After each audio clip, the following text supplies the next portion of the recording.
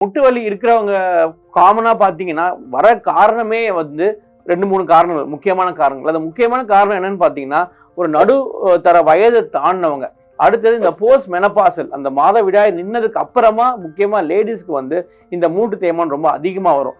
ஏன்னு கேட்டீங்க அப்படின்னா, ஒரு சில கால்சியம் அதுல உண்டான மாறுபாடுகள் தான் இதுக்கு முக்கியமான காரணம். என்ன பண்றாங்க அப்படின்னு பாத்தீங்கன்னா, கீழே சப்பளங்கால் போட்டு உட்காரதா இருக்கலாம், இல்லாட்டி ஒரு இந்தியன் டாய்லெட் யூஸ் பண்றதா இருக்கலாம், இல்லாட்டி ஒரு கோயிலோ இல்ல ஒரு மாஸ்கோ இல்ல சர்ச்சோ போயிட்டு கீழே முழங்கால் போட்டு, இல்லாட்டி கீழே முட்டி போட்டு ஒரு ப்ரேயர் பண்றதா இருக்கலாம், இல்லாட்டி கீழே உட்காந்து தொழுகிறதா இருக்கலாம். ஸோ இதெல்லாம் என்ன ஆகுது அப்படின்னு கேட்டீங்கன்னா, முட்டி வந்து 100 டிகிரிக்கு மேல மடக்கப்படுது.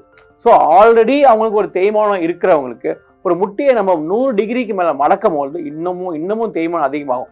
அது எப்போ 100 டிகிரிக்கு மேல மடக்கிறோம் அப்படின்னு கேட்டீங்கன்னா, இந்தியன் டாய்லெட் போகும்போது குத்த வச்சு உட்காடுறோம். ஸோ அப்போ என்ன ஆகுதுன்னா, முட்டியை வந்து 100 டிகிரி மடக்கப்படுது.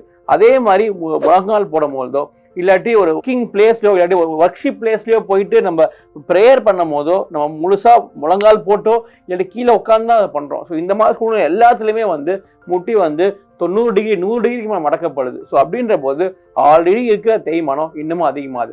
எப்படி ஒரு பழைய டயர் நம்ம இன்னும் வேகமா ஓட்ட அது கிழிஞ்சு போகுதோ, அதே மாதிரி தேய்மானம் இருக்கிறவங்க இதெல்லாம் செய்யும் போது இன்னும் தேய்மானம் மோசமடையுது. அதனால அவங்க ஒரு சேர்ல, ஒரு ஹை சிட்டிங் சோஃபாலையோ இல்ல சேர்லயோ உட்கார்றதா அவங்க முட்டிக்கு, கார்டிலேஜுக்கு நல்லது. தேங்க்யூ.